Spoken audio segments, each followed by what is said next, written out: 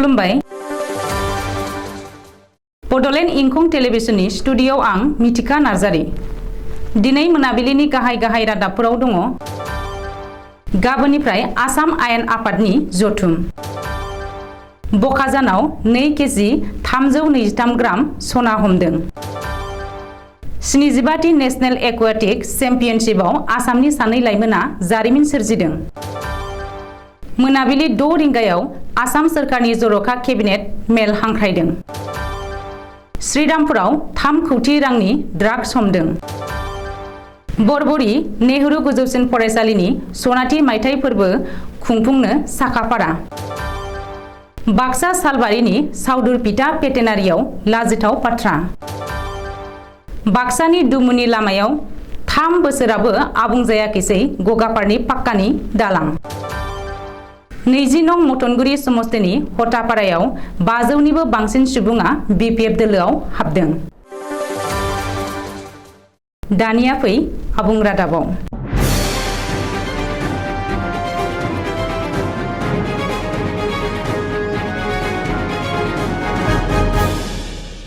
आसाम आयेन आफादनि 8 सेसना गाबोननिफ्राय जागायगोन।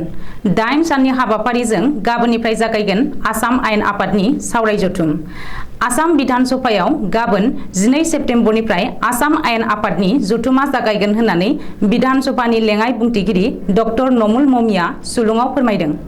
लेङाइ बुंथिगिरि डक्टर नमुल ममिया फोरमायनाय बायदिब्ला गाबोननि जानो गोनां आसाम आयेन आफादनि जथुमनि सेसननि थाखाय गासै मोन 13 बिलफोरखौ मोननो हादों आरो मोननै 3 बिलफोरखौ थिसननो हागौ। बे बिलफोरखौ आसाम आयेन आफादनि सावराय जथुमाव लाबोनानै सावरायनाय जागोन। मख'नो गोनांदि जानो गोनां सावराय जथुमाव हेंथा दोलोआ लाबोनाय जायखिजाया आयदानि सायावनो सावरायनो थाखाय खुंथाय गोहोआव थानाय बिजेपिआ थियारि होननानैबो आसाम आयेन आफादनि लेङाइ बुंथिगिरि डक्टर नमुल ममिया सुलुङाव फोरमायदों। बकाजानाव गोबांथार बिबांनि सुरां सना हमदों। दिलाइ पुलिसा हमनो हादों मोन 80 सनानि बिस्कुट। मिथिनो हानाय बायदिब्ला स्रोद सुलुं बायदियै दिलाइ पुलिसा सिग्रोमनानै मणिपुरनिफ्राय फैनाय MN030403 नम्बरनि गंसे गारिनिफ्राय मोन 80 सनानि बिस्कुटफोरखौ बोखांनो हादों। बबेखानि हमना मोननाय मोन 80 सनानि बिस्कुटनि लिरथाया गासै 2 केजि 323 ग्राम आरो बेनि बेसेना बाजाराव 1 कौटि 30 लाख रां जागोन होननानै पुलिसा सुलुङाव फोरमायदों। गोबांथार बिबांनि सनाजों लोगोसे मणिपुरनि थागिरि महम्मद मुहिम आरो महम्मद मासरुद्दिन मुंनि सानै स्मागलारखौबो पुलिसा हमनो हादों। रिपर्ट बादिब्ला महम्मद मुहिम आरो महम्मद मासरुद्दिना गावसोरनि गाननाय जुथानि सिङाव लाखुमाना फैदोंमोन मोन 80 सनानि बिस्कुटफोरखौ। थांनाय 6 सेप्तेम्बरनिफ्राय गुवाहाटीनि सौरहजाय एक्वाटिक स्टेडियामाव खुंनाय 75थि नेशनेल सिनियर एक्वाटिक चेम्पियनशिपआ दिनै थुंगेबाय।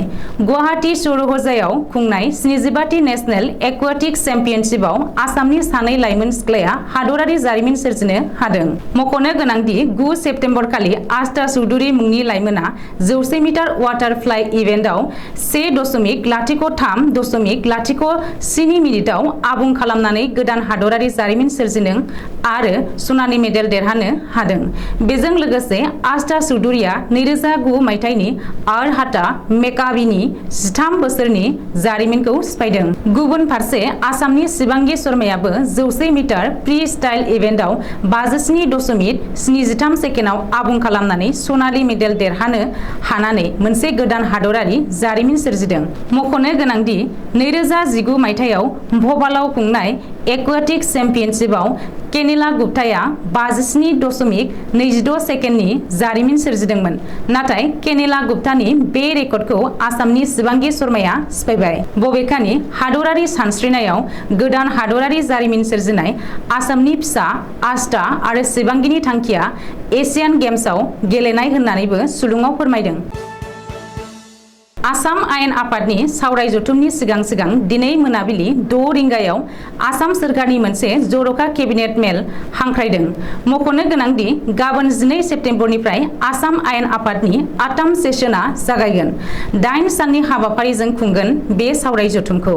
नाथाय आसाम आयेन आफादनि सावराय जथुमनि सिगां गिबि मन्थ्रि डक्टर हिमन्त बिश्व शर्माया दिनै मोनाबिलिनि 6 रिंगायाव गावनि मन्थ्रि सभानि मेल हांख्रायदों। जनता भवनाव थानाय गिबि मन्थ्रिनि ब्लकआव जथुमगोन दिनैनि केबिनेट मेलखौ।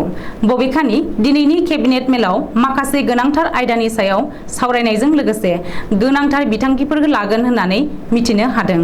मख'नो गोनांदि दिनै मोनाबिलिनि केबिनेट मेलाव लाजानाय थांखिफोरखौ लानानै गुबुन मोनसे सावराय मेल जथुमगोन होननानैबो मिथिनो हादों। क'क्राझार जिल्लानि गसाइगाव श्रीरामपुराव आरोबाव 3 कौटिनि ड्राग्स हमनो हादों। श्रीरामपुराव सिमालटापु पुलिसा सिग्रोमनानै 3 कौटि रां बेसेननि ड्राग्स हमनो हादों।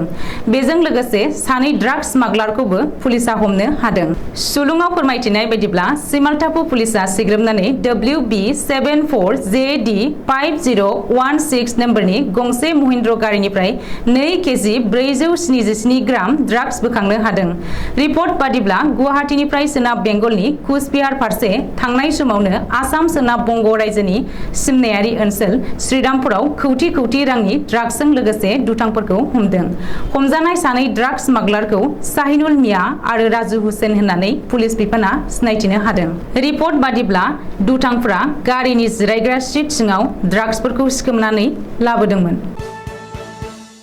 बाक्सा जिल्ला मुसलपुर सोलोंथाइ खोन्दोनि बेन्दोंआव थानाय बरबरि नेहरू गोजौसिन फरायसालिया देग्लाय सोलिफु बोसोरनि 2022 नि फैगौ अक्ट'बर दाननि 28, 29 आरो 30 खालाराव सानथामनि मेहेर गोनां हाबाफारिजों सनाथि मायथाइ फोरबोखौ खुंफुंनो साखाफारा जादों। 1971 मायथाइनि 10 फेब्रुवारियाव गायसनजानाय बरबरि नेहरू फरायसालिया 1985 मायथाइनि फेब्रुवारि दानाव गोजौ फरायसालि महरै सोरखारि गनायथि मोनदोंमोन। फिन 7/10/2021 इं खालाराव गोजौसिन फरायसालिसिम फोजौनाय जायो।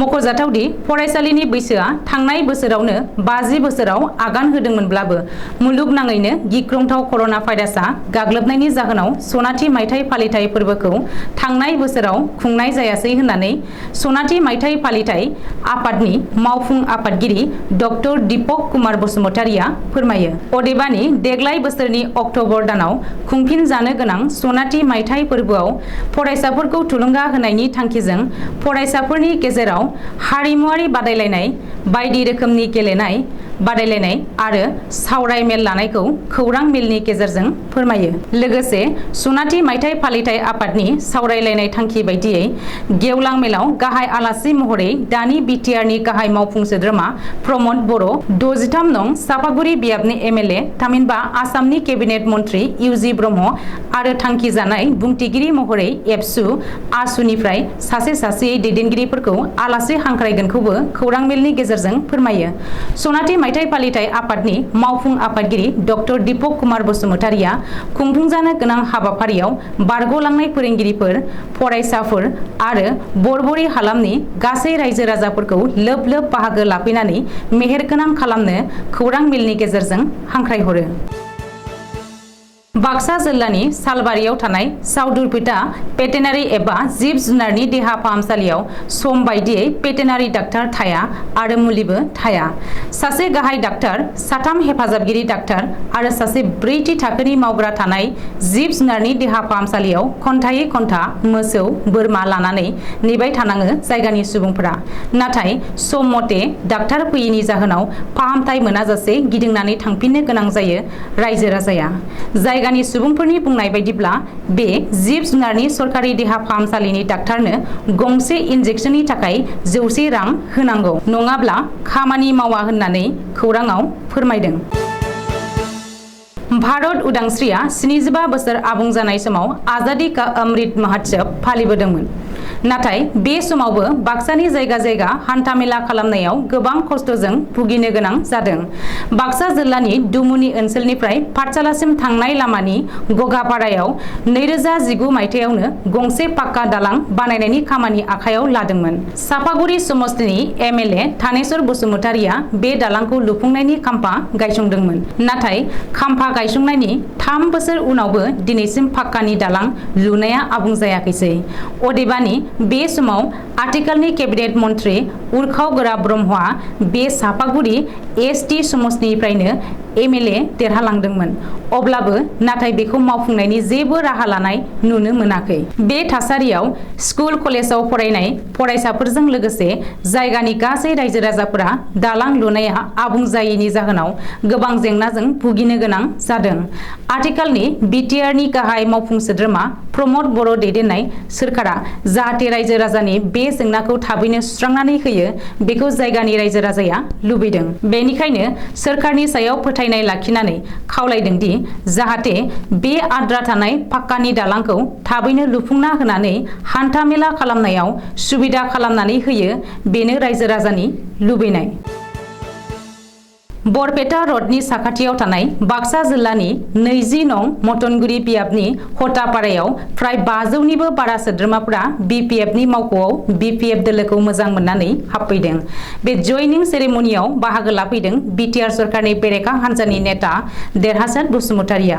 21 नं सालबारि बियाबनि एमसिएलए जय मुसाहारि आरो बरमा बियाबनि बारग' एमएलए मनेश्वर ब्रह्मखौ लाफानानै बिपिएफ दोलोनि गोबां नेताफोरा नुजाथिदों आरो मटनगुरि बियाबनि समाज सिबियारि आरो गोख्रों फालांगिरि हरेन सोरगियारिनि दैदेननायाव फ्राय 500निबो बारा सुबुंफोरा हाग्रामा महिलारि दैदेननाय दोलोनि फारसे मोजां मोननानै दिनै बिपिएफ दोलोआव जगदान जाफैदों।